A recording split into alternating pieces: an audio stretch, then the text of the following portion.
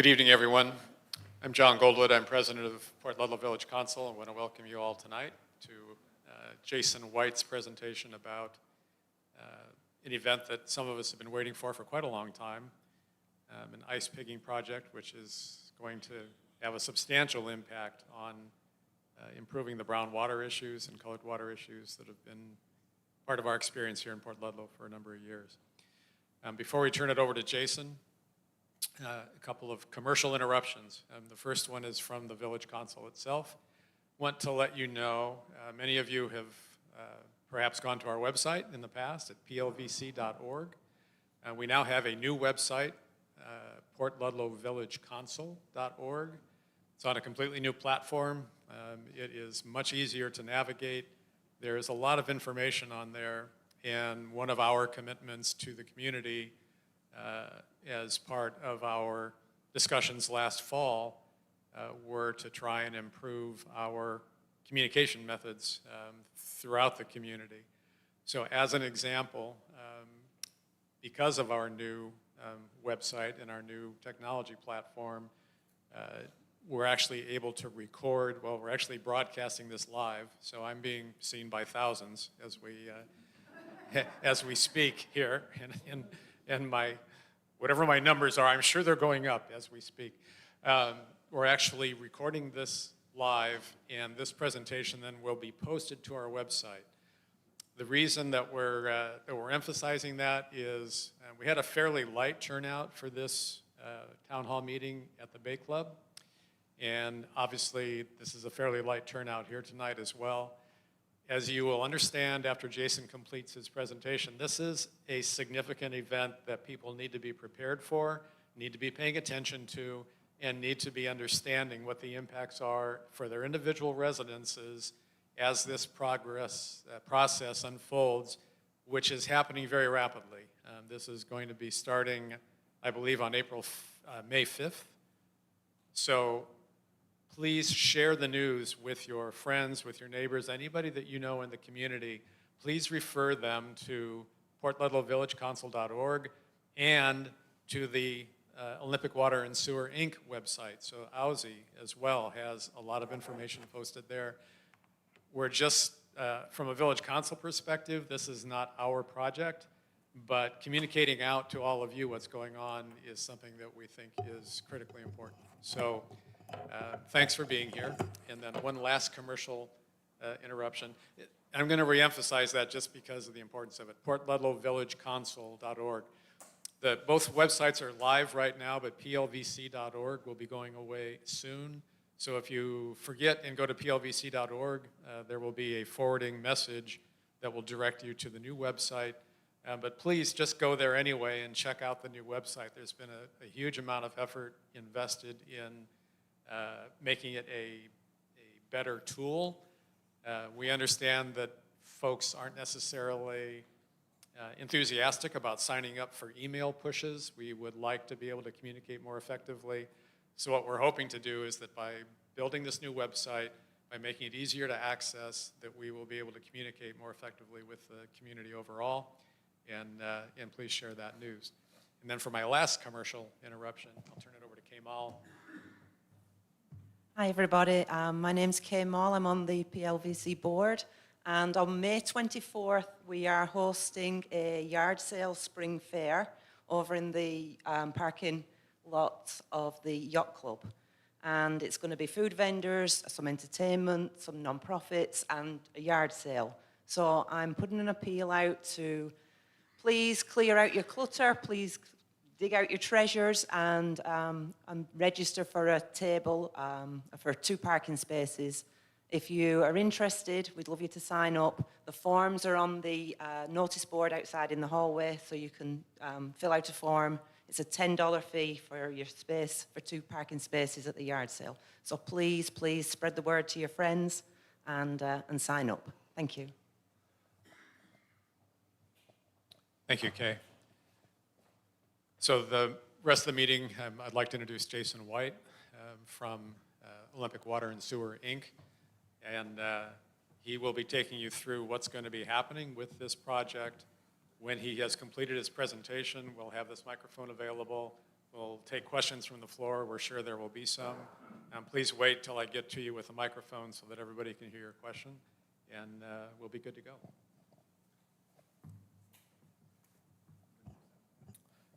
Good evening, everybody. My name is Jason White. I'm the Vice President of Olympic Water and Sewer, and thank you for coming and joining us for the presentation today. As John pointed out, we're going to go over some very important information. Turnout is just a little bit light here, so if you take information from today's presentation back to your neighborhood, if you've got a homeowners association or a president, knock on a neighbor's door in either direction, anything like that to help get this information out would be greatly appreciated. Okay. Today we're going to be talking about the ice pigging project that is going to take place throughout the entire month of May and possibly the first week of June. Many of you probably have already heard a little bit about it. If you've been coming to the town halls, we've been talking about it for a couple of years. But this is how we got to the point of doing this project, right?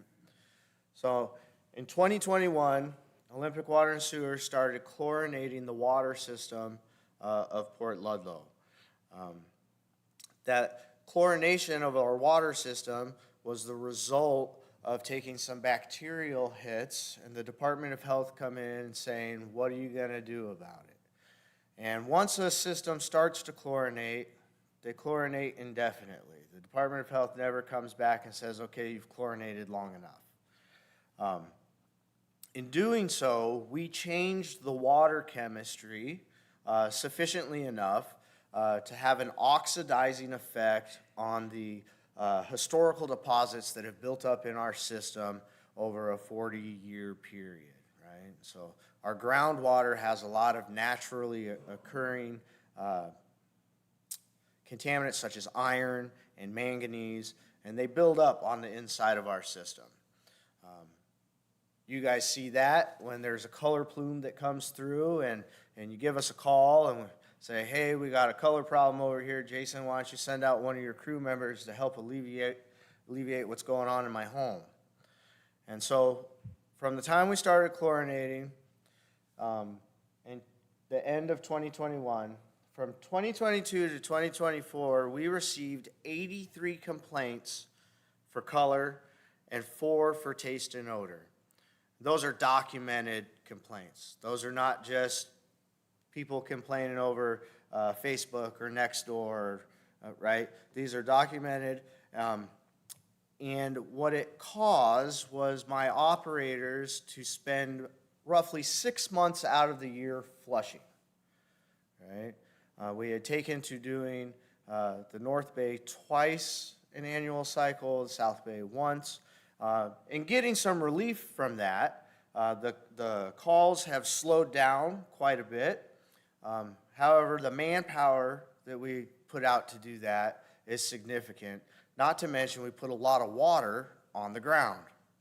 And so we started saying to ourselves, there's got to be a better, faster way, a more efficient way to remove these contaminants, this sediment, this historical deposits that are sloughing off the inside of our drinking water pipes.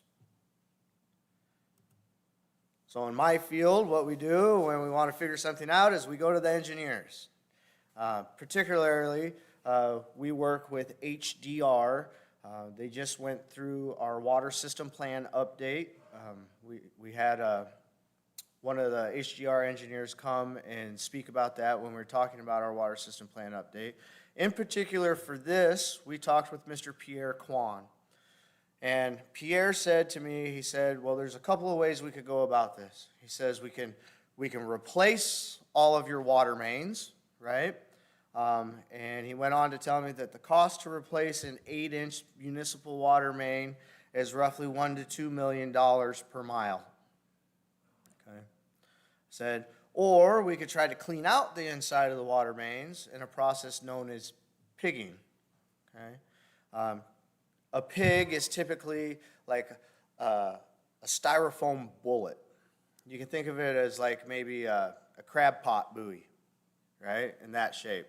Only it's got a little rough outside edge, and you would push that pig, that styrofoam bullet, through the inside of your water main, and as it moves through the water main, it would scour the inside of the pipe and break loose all of that, all of the contaminants that have built up on the inside of the pipe.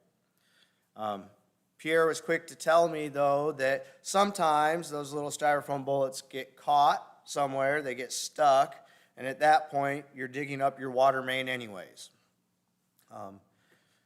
We went on to do some more research, and Pierre suggested a process called ice pigging.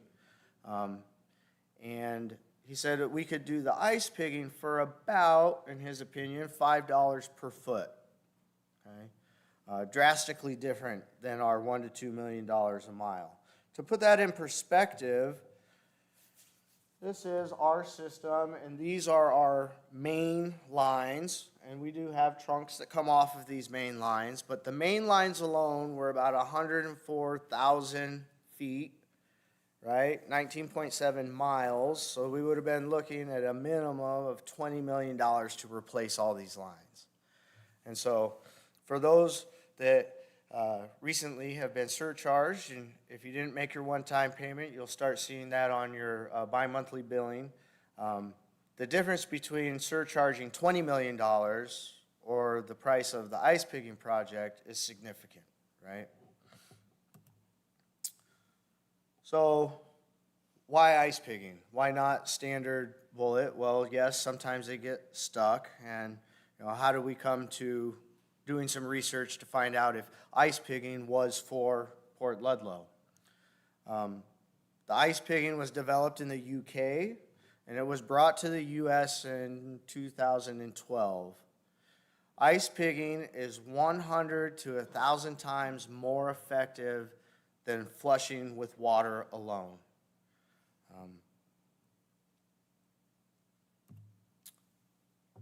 And so it might appear that ice pigging would be more costly than some other forms of pigging or unilateral directional flushing all by itself. But what we found from the ice pigging that took place in Australia was that the dollar per pound of sediment removed, it ended up being actually 6 times cheaper than regular flushing, removing 17 times more sediment than regular flushing. We did a little bit more research to locate someone that actually did this type of technologies, and what we found out very quickly is there is one company in America doing this type of pigging. American Pipeline Solutions. They do a number of different type of pigging, but they have the only setup to do the ice pigging that we are going to approach, right? And so we identified a company, and we wanted to know a little bit more, so we did some case studies. I personally researched case studies in Park City, Utah, Gordonville, Texas, and particularly with Brewster, Washington. If anybody has been over to Brewster, its community size is maybe kind of equivalent to what we have going on, but what they have in Brewster is they have a large apple processing plant. And they have a water quality very similar to ours here. And they have a huge water main, like a 20-inch water main that goes and feeds the apple processing plant. Every time that they would fire up the apple processing plant, they would move a huge volume of water, and it would disturb the rest of the system. And the phones would start ringing with color complaints about this black water that was going into all of the homes when they fired up the apple processing plant. I spoke with the Public Works Director, Mr. Lee Webster, and these were some of the comments he made in our interactions. He talked about photo 8281, and this was one run of ice pigging, where you can see the clear water that they started with, and then where they started to push the sediment that was built up on the inside of their pipes, where they got to clear water at the end of their push. He said that in some of the videos, when they reviewed the videos, he could actually hear chunks of manganese bouncing around on the diffuser. Not only did they see this removal of sediment, they increased the flow of their fire hydrants. And in one run in particular, they started off at 440 gallons per minute at the hydrant, and by the time they were doing the push, they had increased the flow at the hydrant to 660 gallons per minute, effectively making their fire flow, their fire suppression in case of an emergency, more efficient. Not only did he feel that it was a pretty cool project, but afterwards, they had had 0 black water complaints for several years. And so they had previously had calls every week, especially in apple processing season, right? Daily. This was enough for me to say, you know what? We need to contract with these people. We really need to try to bring this to Port Ludlow. And I reached out to Mr. Paul Traylor, and he gave us a quote. And with that quote, we were able to go to the Washington Utilities and Transportation Commission, who approved our ice pigging and approved our surcharge to the community so that we could have a 70-30 split with the community picking up 70% and OWSI picking up the other 30%. What that looked like then was the UTC said, not all at once. We'd like you to split it up over a couple of years to ease the burden on the community. And what they said was that in year 1, you can't charge any interest. And so when you look at your ice pigging surcharge, if you did not make a one-time payment, you're going to have a monthly amount of $566 in year 1, and in year 2, where they allow us to recoup some of the interest, of $6.20. The difference between your one-time monthly payment and paying through this 2-year cycle is the difference of $7. So if you didn't make a one-time payment, that's okay. Now, it is an estimate, right? This is an estimate, and the line item here at the bottom says that additional loads of ice could be $14,000 per load, or $14,000 per load. That your system, they estimated 20 loads of ice, could take more, could take less. That we have the ability to go back to the UTC and amend the surcharge up or down as needed when we get the final bill. That's nothing new. When the surcharge went into effect for the filtration project over there off of Teal Lake, the final price was actually cheaper, and the surcharge amount actually came down. So with the UTC saying, with the UTC's approval to make it legal and put it into effect, we made a modification of our tariff. You can find this in tariff schedule number 7.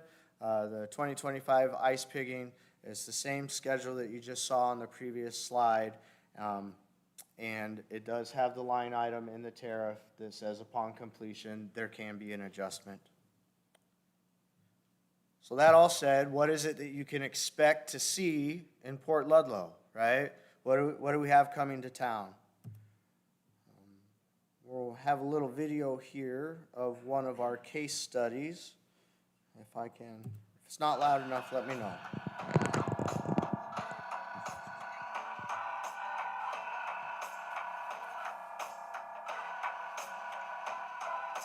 Today we're in Gordonville, Texas at Rock Creek Resort, cleaning out a water main for our customer. They have us here doing ice pigging because they have color and taste issues in the water.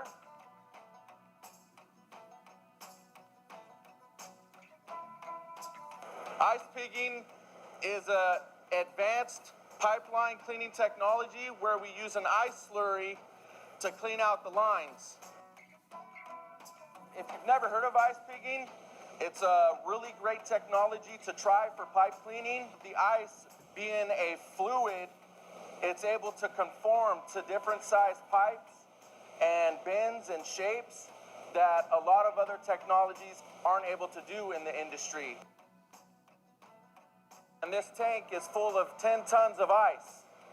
And all this ice is going to get pumped in through this 2.5-inch hose into the fire hydrant that'll take it down into the main and then out to the discharge point about 3,000 feet away.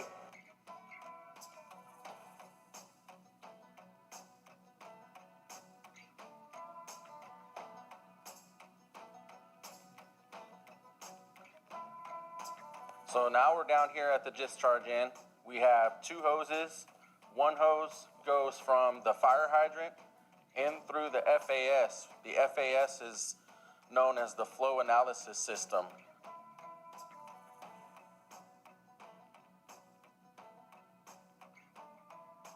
The flow analysis system is going to take a bunch of numbers. It's going to take the flow. It's going to totalize the number of gallons we've used for each push, the pressure, the temperature, the turbidity, and the conductivity. The conductivity is that salt content from the ice.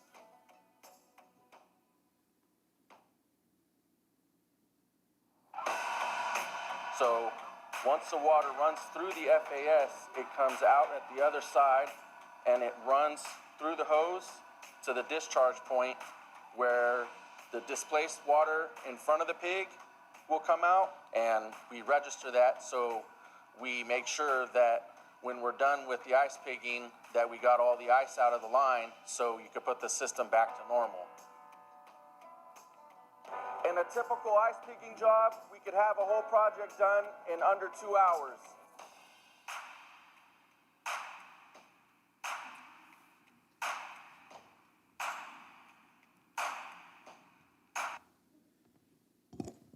So the gentleman you saw in that video, his name is Shane Garner, and he is the lead of the 3-man team that will be coming here. It is actually he that you will see with these large trucks in your community. And what we are hoping for, what we are expecting, is these type of results through our ice pigging. This particular slide shows results immediately after a flushing campaign. So we just got done, OWSI just got done with a flushing campaign, right? Just at the end of last year, we did North Bay. We just got done with a full South Bay flush. And so we're hoping to achieve similar results as you can see in this picture, right? Well, the normal flushing gets it out really slow. And what we're trying to do is we're trying to expedite that.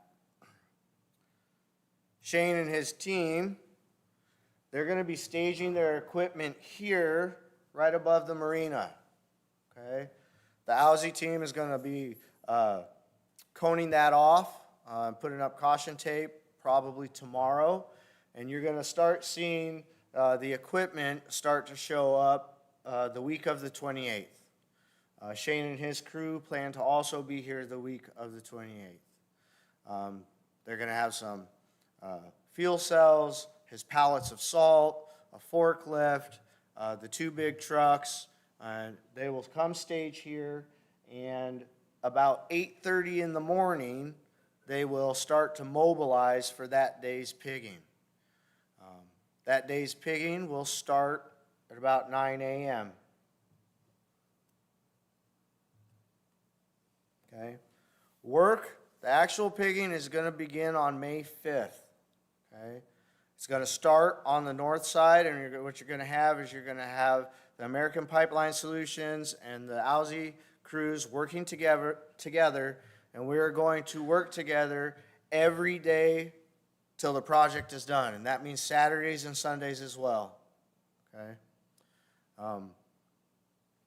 They're estimated at 20 loads of ice. It could be a little bit more. They can only make 1 push a day, right? So you saw in the video, it holds 10 tons of ice. You can go like 3,000 feet in 1 push. Because of that, right, we are not going to be able to turn off every single person's meter. It's just not, we don't have the manpower. It's not time conducive. It's not going to be a possibility. They're going to do one push a day because it takes a regeneration cycle for that to regenerate another batch of ice overnight. Once they create a batch of ice, that is then OWSI's property, is how the contract reads. If we waste that, or if we can't use it, or if it melts before we can push it through, we still pay for it. And I say we, I mean we, right? Okay. The goal was for them to finish by Memorial Day. They have a job with Boeing in Auburn over the Memorial Day weekend. It's the only time they can do Boeing because Boeing has to be shut down completely. The only time they're shut down completely is over a holiday weekend. And what will happen is they will work up till that weekend. They will stay here for mobilization purposes. They'll drive to Auburn. They'll work Boeing. And then after the Memorial Day weekend, they will be back here to finish the rest of Port Ludlow. Working together with Shane, we've put together a pigging plan. And what you have is a day by day, and we're slowly putting together dates with this day by day of insertion and discharge points. It's okay, you don't have to be able to read them yet. These are all posted on our website. You can scrutinize them there, okay? This is just to show you, though, that we have methodically planned out what the day's pushes will be like. Remember, it is a plan. You know, things don't always go to plan according to plan, but it's our best way to go about this. Some people will be inconvenienced. Some people will be inconvenienced one day.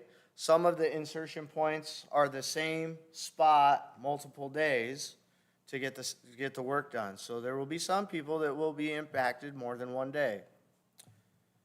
Impacted like how, right? It's exactly the same as when OWSI is doing its normal flushing, and the fact that when we do our normal flushing, we put out an alert, we put out our reader boards, right? And we say to people, please don't use water when we're flushing on your street because you're going to pull color into your home.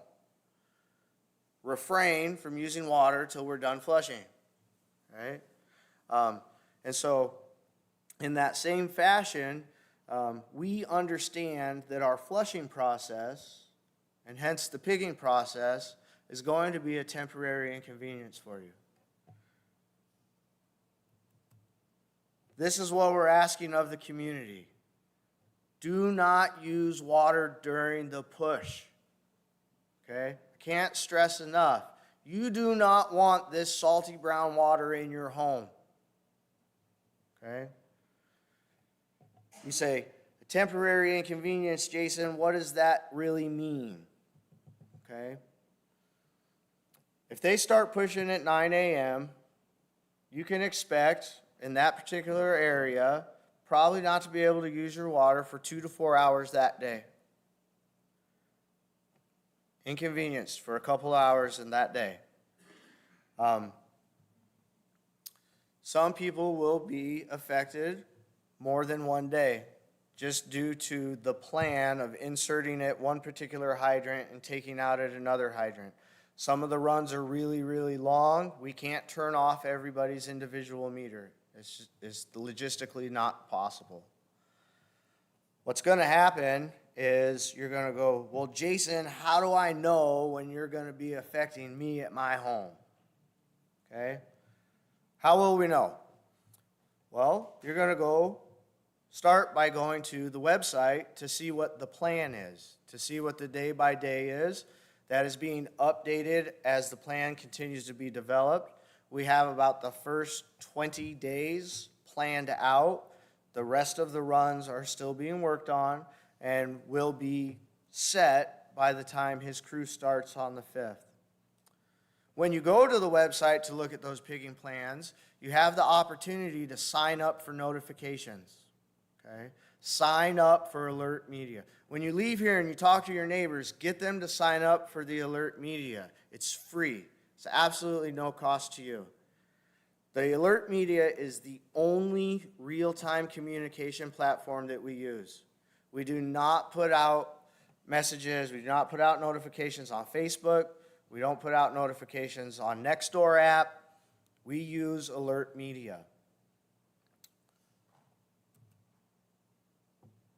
QR code. Easy to find a QR code. Easy to find a QR code on the mailers that just went out in the billing. Easy to find a sign up or a QR code on our website. If you will sign up by April 30th, we are going to put out a test message to make sure that the people that signed up are getting the message, okay? If you don't get your test message on May 1st, call us. Let's get it figured out so that you can get the messages. We want everybody to get notifications. We don't want anybody to accidentally pull that salty brown water into their home. Okay? I can't stress enough. Please do not use water during the push. Okay? As you say to Jason, I know, I understand, don't, but what if I accidentally do? A lot like when we do our flushing, once it is complete, we're going to ask you to run your water, flush your home, run your cold water, move that color out of your home. If you have trouble, if it does not clear up in a reasonable amount of time, 10, 15 minutes of flushing, if it still tastes salty, if it has color to it, call an OWSI technician. We will come help you troubleshoot your home. We will try to see if you pulled it into your hot water system. We will help you with that flush. We will move some water on the street to make sure that it's not stuck in the street somewhere. We will help you alleviate your problem. Best bet, don't have a problem to begin with, right?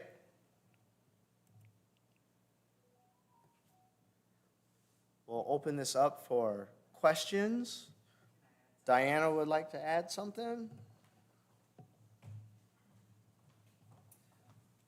I just wanted to add that we have added the 20 days to our OWS-INC.com website, but I noticed that we probably didn't flip a page. So right now it goes 1 through 5, and it goes 16 through 20. We'll fix that tomorrow morning first thing, as soon as my web person's back. So don't stress, look tomorrow morning. Second thing, I have put some green physical signups. If you would rather sign up, then we can go back to the QR code. If you would rather sign up by paper rather than the QR code, we've also allowed that. And again, as Jason noted, bills are going out on Friday. It's the first time you'll see the surcharge. And it also will include a colored sheet of paper that you can see the QR code.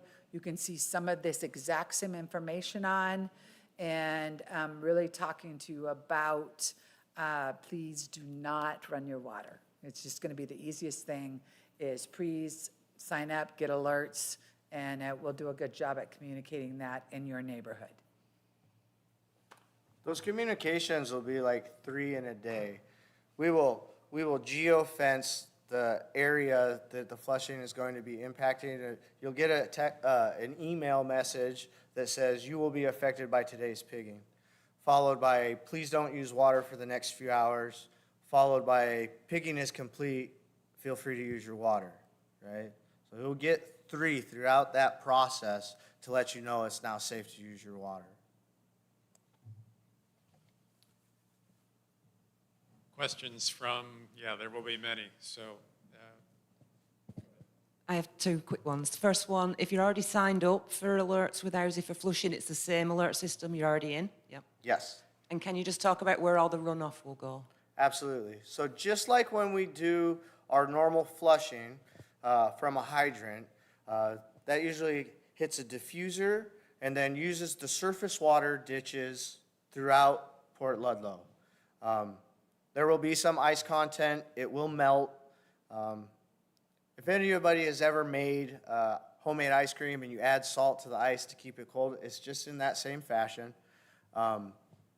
There will be some places where we will strategically put it into the sanitary sewer, so our discharge will go into a manhole, and it will make its way to a lift station, ultimately the wastewater treatment plant. We had to put together submit our plan to Jefferson County.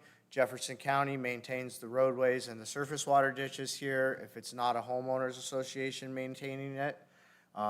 And they have signed off on our using it in the same fashion that we do when we do our normal flushing. So the majority of it will go into the ditch line and melt. Thanks, Jason. I'm going to work these from the back of the room to the front. I saw a lot of hands come up. Barry.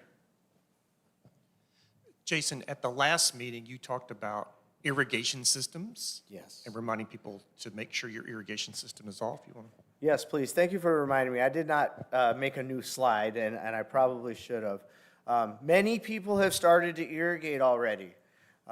If you have an irrigation system, your irrigation system is on a timer, probably the best way to alleviate you pulling it in through your irrigation system, the best way would be to turn off your water at your backflow preventer, at your backflow assembly. That would eliminate the water coming through at all. If you're gonna irrigate, even though you know we're doing this, you need to get your irrigation cycle done before 9 o'clock when that push is gonna start. You should all be able to work. If you have landscapers, if you're not doing it yourself, you can contact your landscaper and let them know that this process is happening. Best bet would be to wait until ice pigging is complete and just start irrigating in June. Hi, my name's Mark Jackson. I'm at 41 Puget Loop. I have two questions. First, how did you determine the 70-30 split? That is a standard that's laid out by the Utilities and Transportation Commission. So they regulate water systems. They regulate us. That's who we answer to, and they set that. Thank you. My second question is, do you have any concerns regarding potential damage to the system or failure where we're already close to a damage situation? That is a good question. During the time that we researched, did the case studies, and have been working with American Pipeline Solutions, it is approved and proven for many different kinds of piping material. And we do have many different kinds of piping material. We have some cast iron pipes. We have a lot of, the older pipes are asbestos cement. We have a lot of CPVC. We do not anticipate any damage due to the pigging. It's one of the reasons we chose this type of pigging as opposed to putting a bullet, a styrofoam bullet, any type of bullet through the system.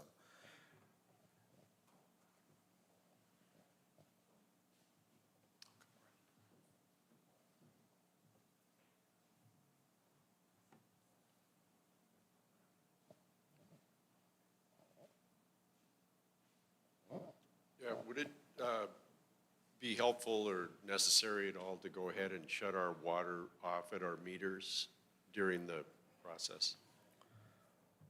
The OWSI team suggests that if you have the ability to turn it off at your home, many houses have maybe a ball valve or a shut off right at or right inside their garage in that general area. By all means, please turn it off. We would like to we would like to discourage the community from going out and trying to turn off the meters that they have in their meter box, simply because if you damage it, you will be responsible for replacing it. And especially the new electronic meters, which is all we use in replacement, they're not cheap, right? So you're talking about the man hours, the components, would be billed to you for damaging it. Plus, if we have a break or you cause a leak while we're trying to do this work, it doubles the amount of work that we're trying to do. So, but it would be all right to shut it off at our. at Correct. the- If you have the ability to shut it off at your home, you would be encouraged to do that, absolutely. Over here, John? There's many. Yeah, they're coming, John, thanks. Yeah, I installed a whole house water filtration system. Just bypass it during this? I think that that would be a wise choice, yes. You shut it off, you're gonna mitigate any possibility of a foreign anything coming into it. If you have a whole home filtration system, if you happen to draw some of this in there, you're gonna foul your filter. You're gonna need to replace your filter sooner than standard. I'll bypass it. Yeah. Who's next? I'm just wondering, is this process going to have to be repeated periodically, and if so, how often? That is a good question that doesn't have necessarily a simple answer. From the case studies, the Brewster, Washington, they've been over 5 years without any complaints. And so, well, they might have them come back in some point in time, and over 5 years, they have not seen a need for that. So we anticipate many years of relief. At the same time, we have treatment techniques in place at our wellheads that are not continuing to put these contaminants from the wells into our system. And so as long as we continue to do the treatment at the wellhead, we should get some lasting results from this.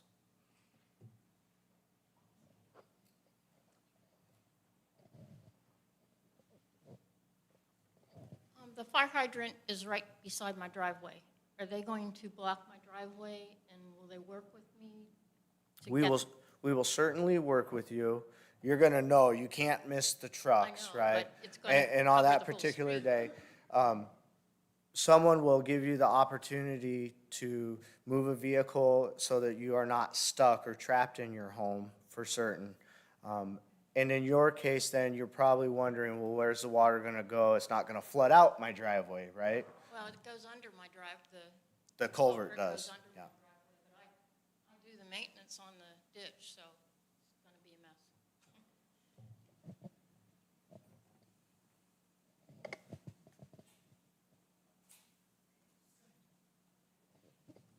If you do turn off the water,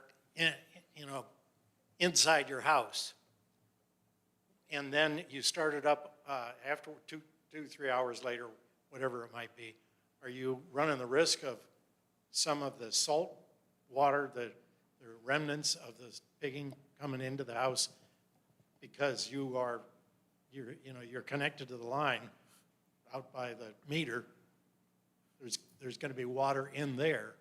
So the short ideal answer is no, there should not be a risk of that.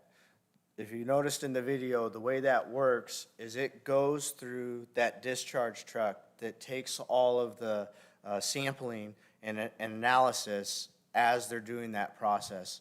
They don't stop pushing water until the water that's going through the analysis machine is the normal drinking water that we are accustomed to, right?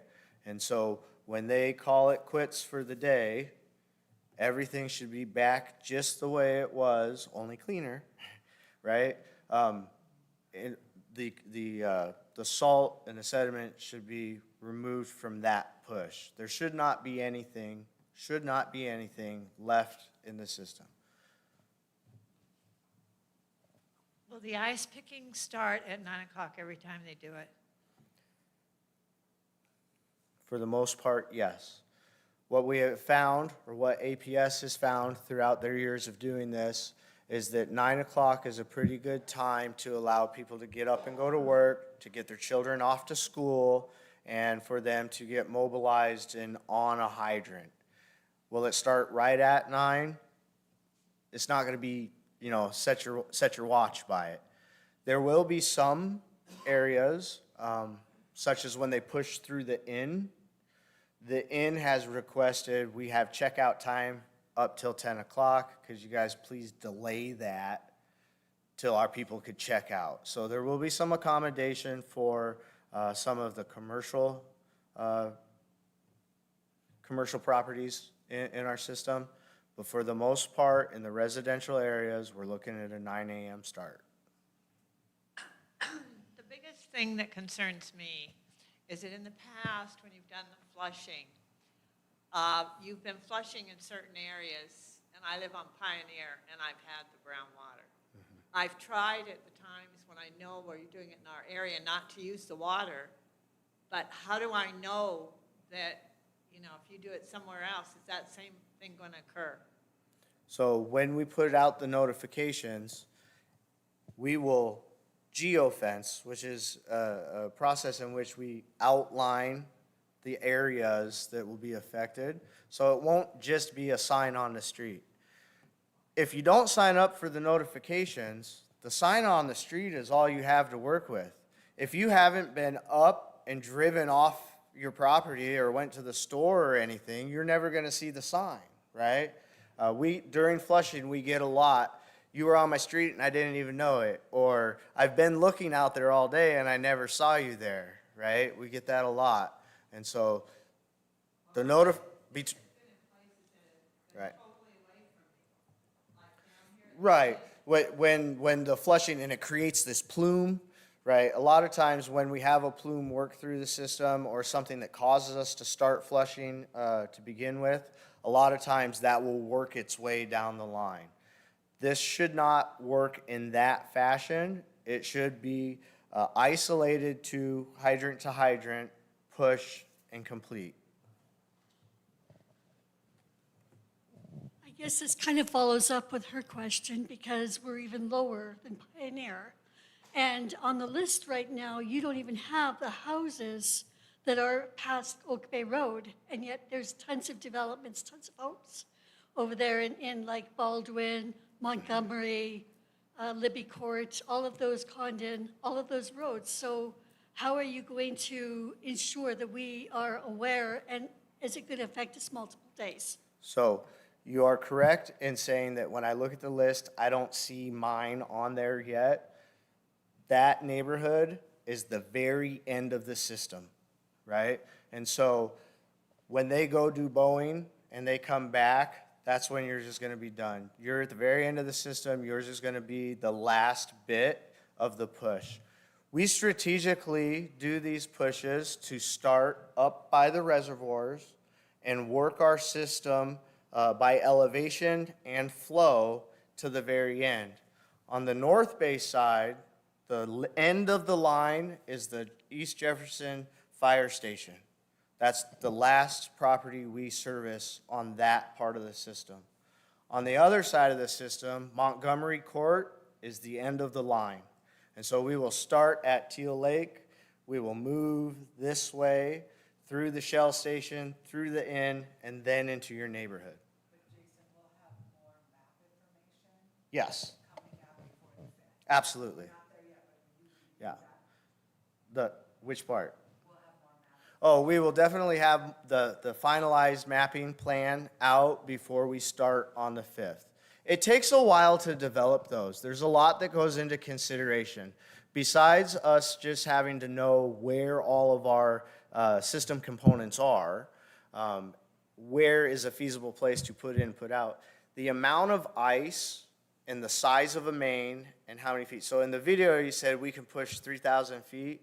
That 3,000 feet might be in an 8-inch main. In a 4-inch main, maybe they double that, right? We have 12, 10, 8, 6, and 4-inch mains throughout our system.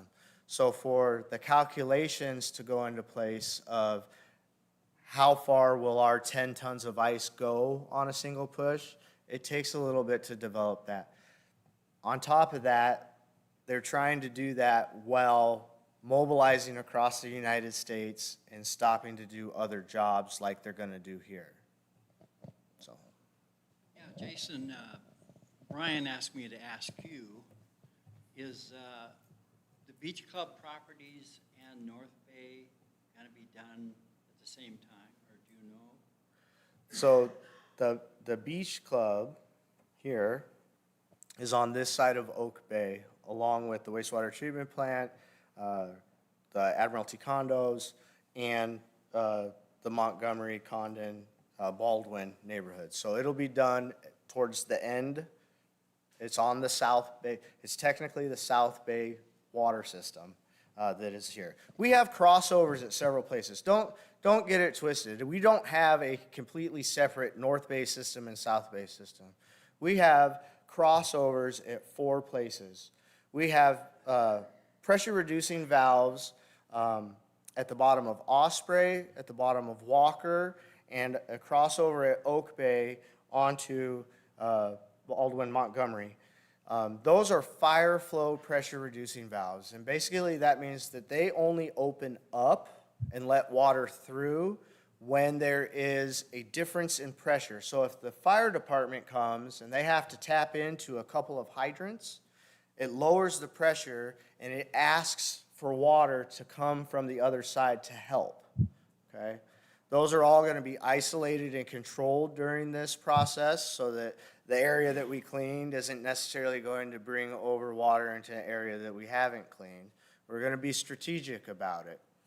So we'd say North Bay, South Bay, it's all one system. It's just how we control the flow of water. What Brian asked, he will be towards the end of the project. Okay. Yeah. And the other question is, in Admiralty 2, where we live, a lot of those units are Airbnb. There are people staying there that may or may not know what's coming. How are you going to make sure those people that are staying there at the units that are Airbnb people comply with what they need to save some damage? You know? That is definitely a fair question. And with the billing and with the homeowners association presidents and this community and people coming, we're really trying to work together to make sure that that information gets out and in plenty of time. There are many people in our community who choose not to communicate with us or choose not to come here. They don't want to talk about it. There's not a lot we can do for those people. I had a very in-depth conversation with our regional engineer at the Department of Health because I was concerned about any type of backlash or repercussions. I wanted to make sure I was doing everything in my power to get this out. The Department of Health is satisfied with our efforts in trying to communicate what's going on. They are well aware. This is not a secret to any of our regulatory agencies. So. I'm also curious, there's lots of different names they could have come up with. Where's ice pigging? Where'd they come up with that? So it's that simple. Pigging is nothing new. Pigging is what it is called when you put those styrofoam bullets. It's technology that's been around for a long time, right? So ice pigging, well, we're using an ice slurry. So it's not a big reach. It's not a big reach in wordplay there. I think just one quick follow-up to that question around Airbnb, renters, et cetera. Your communication is going to the owners of those properties, right? Was going to all the homeowners associations, the homeowner associations presidents. But your billings The are billing, going out to it's the in all homeowners of as the well, billing, right? right? So the homeowners have the responsibility for what's going on inside their home. If they choose to use it as Airbnb, it's their responsibility to communicate to their renters, this is going to be happening in the time frame that's been identified. If I were an Airbnb owner, that's what I would be doing, would be communicating to my renters. If you live in that area, I wholeheartedly expect you to go knock on their door. Please. My question is, we know that it's going to increase the pressure because there won't be the resistance in the pipes. Has there been any reports of the increased pressure affecting the homes when the project is complete? I don't know if what you're saying is an accurate statement. I think I hear what you're trying to say. I think what you're trying to communicate to me is that when you clean up the pipes are gonna work better, and therefore I'm gonna have a higher pressure. It doesn't work like that. Okay, so that's what those valves are. But pressure in general doesn't work like that. Okay. Pressure in general works with elevation, Okay. pushing down, right? So in our system, we have 13, 14, how many PRVs, Henry? 14 pressure-reducing valves on our mains throughout our system. They will be regulating pressure in different zones, just like they do now, okay? So no, I don't see a huge increase of pressure as a result of. Now, if you mean the pressure that is applied during the pigging from like the truck injecting the ice, the truck that does the injecting has the ability to control the pressure as it injects it. So the truck itself will be controlling that pressure. The push actually comes from our water, the energy that we have in our system already. So the reason we work with the way that the flow comes from the reservoirs, the water that's in the system is what's doing the pushing. Okay. Okay? Okay. I hope that answered your question. Yeah, I think so. Okay. We can talk more about how pressure works in our system anytime you want to get a hold of me. As long as the valves, I mean, our house, the 20 is older. Yeah. You know, we get a lot of. So on a non-ice pigging, most household fixtures are designed or engineered for 100 PSI. The PSI point at which pressure-reducing valves are put on in an individual's home or in a zone is 80. That's the trigger point. We are mandated to keep like 30 to 80 before we have to do something about it. If you have less than 30, you're gonna get a booster pump. If you have more, 80 or more, you're gonna get a pressure-reducing valve. If you're concerned about what the pressure is at your home, you can request an OWSI technician to come out and put a gauge on, and we'll be able to tell you. It sounds like one of your biggest concerns is communication, which I would certainly agree with. And at the risk of being accused of trying to tell you how to run your business, why don't you use Facebook or Nextdoor? I'd say that the main reason that we don't use a Facebook or Nextdoor is it's abused and it's flooded with a lot of other false information. With the single communication platform, we control the information that comes across there. So you are getting just information from us, the utility, in a single platform. Nobody else can use our platform in that fashion. Therefore, the information that you're getting is true and accurate. Unfortunately, the way that social works today is we post 2 to 3 times a week on the Inn at Port Ludlow.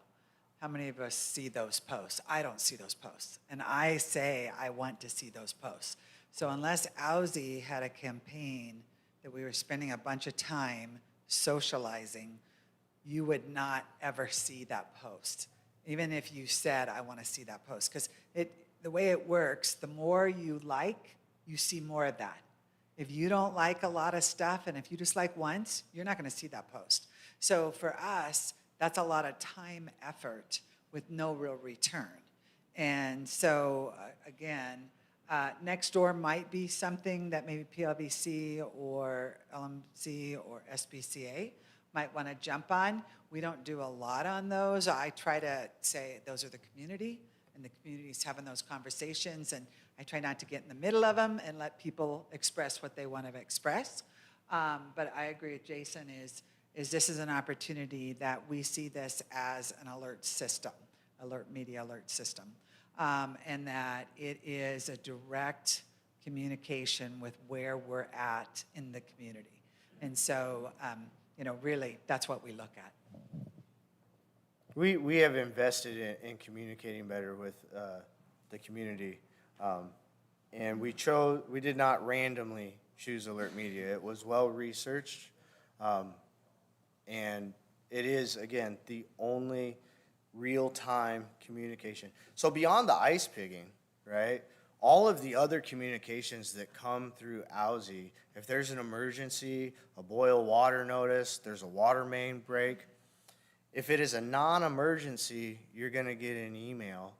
If you have like if we have a dire emergency, you will get a text message, right? And that's very valuable, right? As a person consuming water or you have concerns. So beyond our ice picking project, we use alert media and have been using alert media for quite a while now. We'll continue to use it too, so. Follow-up questions? Jason, I'm on the Drainage District Commission.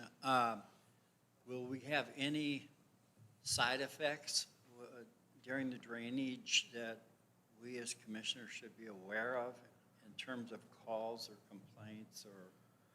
I can't say what you'll get by way of calls and complaints. However, I did go to the last Drainage District meeting to discuss this, yes. And again, it's just like when we do our normal flushing, only it'll be a little bit more concentrated. Instead of, there'll be a slight ice flow. We've been having some pretty warm days. If these come on, I imagine it'll melt really quick, Again, there are some places where concern has been raised where there might be a year-round pond or something like that, and we will do our best to divert that to the sanitary sewer in those areas.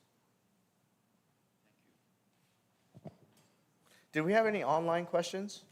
No?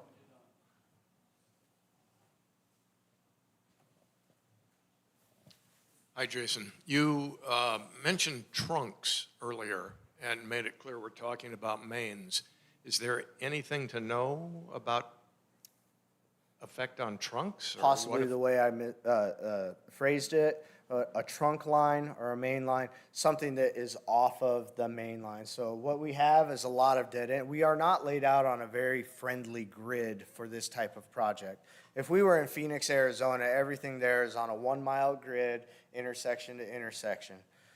We're not that way here. We have a lot of dead ends, okay? And so if you have an 8-inch main running down Pioneer, the small dead ends off of that are not gonna have an 8-inch main. You're gonna taper that down and it's gonna have a 6 or a 4-inch main into that dead end. That's what I was referring to when I spoke of a trunk line.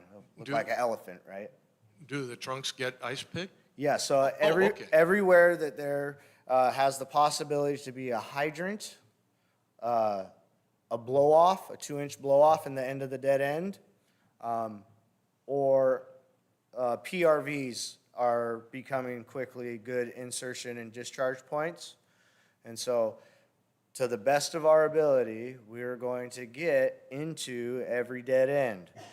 To the very, very, very end, well, it depends where that blow-off or that hydrant is situated. We are limited in some degree to the way our infrastructure is laid out. Okay, so there may or may not be some residents that won't be covered all the way up to their meter. Very, very, very few.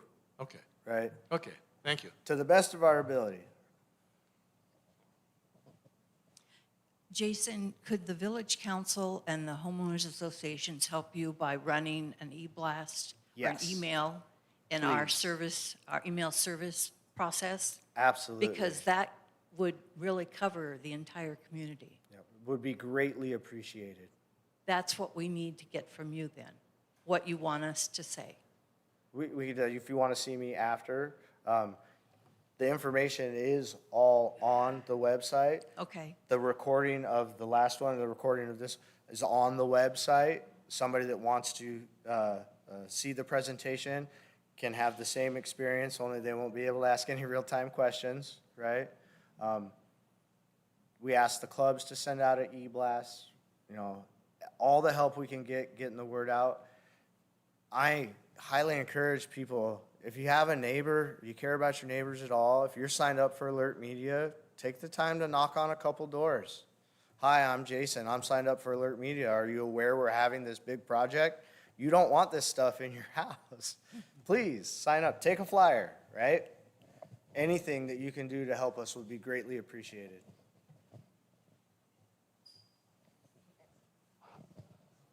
Did I hear you say that if you're beyond the fire hydrant on a dead-end street, that section from the fire hydrant to your house will not be cleaned?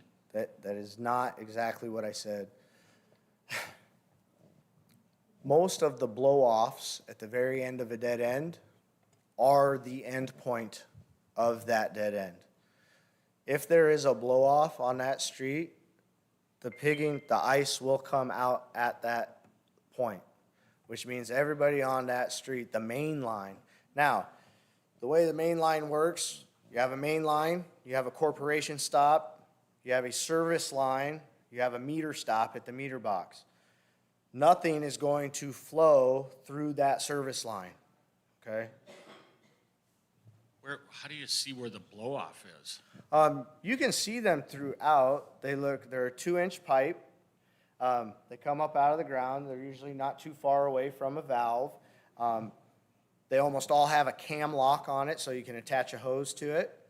They look almost identical to our overpressures at our PRVs and our air reliefs at the high spots in our system that burps air out. So you might get confused of distinguishing one from the other. The overpressure and the air reliefs have a screen type on them. The blow-offs have a cam lock so that a hose can go on it. Oh yeah, absolutely. You can get a hold of one of our teams and try to make an appointment. If you want that service, you're going to have to try to do that in the next week, because as they start getting going, it's going to be all hands on deck. Thanks, everyone, for your questions tonight. One more? We still have a few. Hi, Jason. In regards to the water main, is there a maximum age of water mains that allows ice picking to take place due to possible failures? Well, I think we kind of covered that, and that it is proof safe for all the different types of pipe that we have. Every bit of infrastructure has a life expectancy, if that's what you're asking. And yes, different parts of our system were installed in different decades. I do not anticipate adverse effects or water mains blowing up because we're pushing the peak. I anticipate a lot of sediment removal and some long-lasting relief from our color woes that we've had for the last few years. I really got my fingers crossed on that, right? Because if we have a water main break during the middle of this, it's a big deal, right? So I would not intentionally bring on a project that I thought was going to cause that type of damage. Absolutely. The question was, will we get to see some of the before and afters of this project? And yes, just like you saw the pictures in the slide, we will get to do that. We'll have real-time updates on the website as we go through this project. As long as you can maintain a safe distance, we're okay with people, coming and checking it out. We would like everybody to be safe, though, right? So, if you'd like to see, like particularly when they're on your street, if you make it known that you'd like to see some sample bottles like that, I bet you it wouldn't be too hard that when the pigging project was done for the day, you could say, well, let me see the bottles that came off my street. Jason, just a couple questions compared to the last town hall where we talked about this. The first question is, in the prior town hall, it sounded as if there was an expectation that the ice picking project might be completed before they have to go to Boeing. And now I heard tonight that it sounds more like for sure they're going to have to go and come back.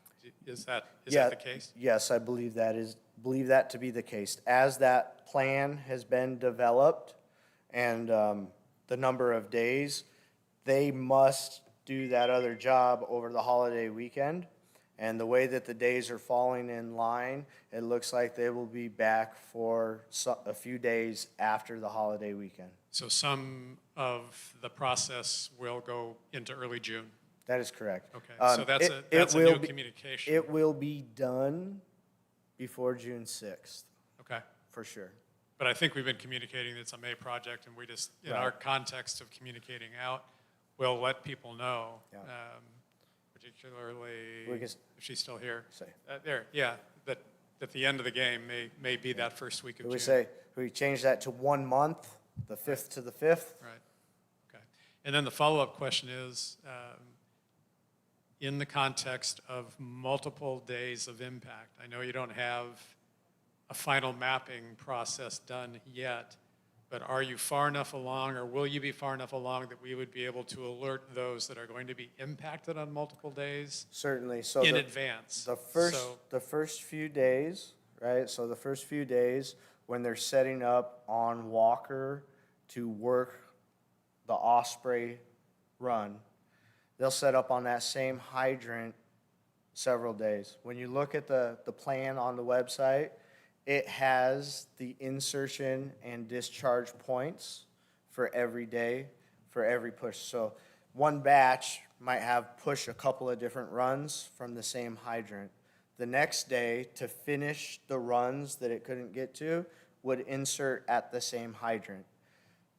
Yes, to answer your question, we do have the ability at this point for the majority of the project to say, here's a multiple day group, here's a multiple day group. One way or another, we would want Right. to communicate that.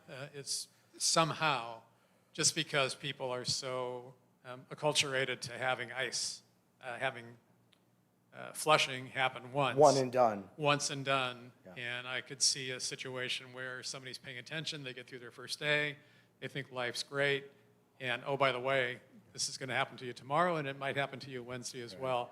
And I'm assuming it's a fairly small number, but I don't know that, fairly small number of It is- residents that would be impacted? It is, but it'd be geographically centralized too. Right. We So took we note might of want to work on something to just be sure that those folks are communicated to appropriately around the multi-day impact. Wholeheartedly, though, on that note, once we have truly moved away from you, you should be good to go. You're good for the rest of the project, right? Great. All right, so for those of you that came, we're grateful for your participation tonight.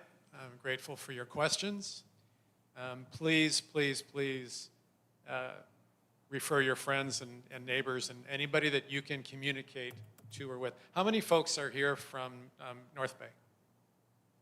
Yeah, it's pretty much, that's kind of what we thought. So on South Bay, we have a bit of an opportunity because of the villages that we can maybe penetrate a little more deeply into the residences in that area. Here in North Bay, it's either going to come from a beach club mail, email, or it'll come from an e-blast from us.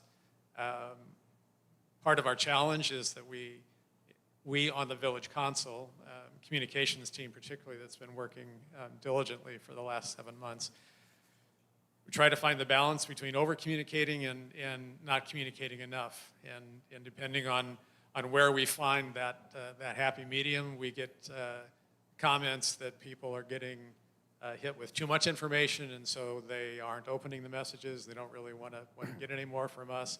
On the other hand, you get to situations like this, and it's like, I don't think we can over-communicate. I feel like we want to get as much information out as many times as we can within reason to have people informed. And John's mentioned a couple of different ways. I wholeheartedly believe that the best communication that could come from you guys is to take a stroll down your street and knock on your neighbor's door. If you walk your dog, go be neighborly, go be friendly. One of the things that I did when I came on into my position is my team tried to take a real boots on the ground approach, that when you have a complaint, we come to your doorstep, hear from you, see you face to face. It's a lot better than picking up the phone and saying, well, let me put you in touch with somebody else, or, go read the website. If it's coming from the people that you live with and they're next to you, by far, boots on the ground gets the message across far better than anything else, in my opinion. All right, thanks, everyone. Not hearing any further questions.